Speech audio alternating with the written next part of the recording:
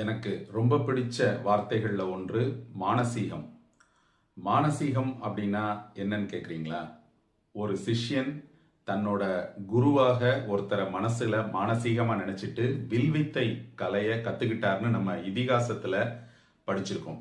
அதே மாதிரி ஒரு ஆணோ அல்லது பெண்ணோ தனது மனசுக்கு ரொம்ப பிடிச்சவங்களோட திருமணம் செய்து வாழ முடியாத ஒரு நிஜ வாழ்க்கையில வாழ முடியாத ஒரு சூழ்நிலையில அவங்கள மனசுல மட்டுமே நினைச்சுக்கிட்டு அவங்க நினைவுகளோடையே வாழ்ந்திருக்காங்க அப்படிங்கிறத நம்ம இலக்கிய நூல்கள்ல படிச்சிருக்கோம்.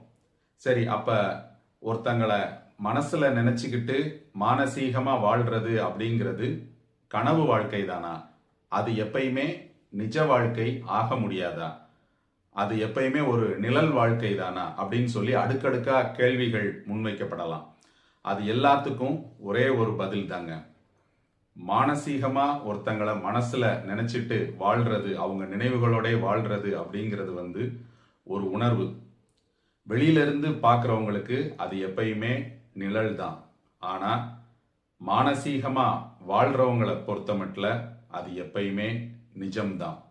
ஒரு காவிய வாழ்க்கை தான். வாங்க நண்பர்களே, தொடர்ந்து பயணிப்போம் பூவின் மனக்குரலுடன்.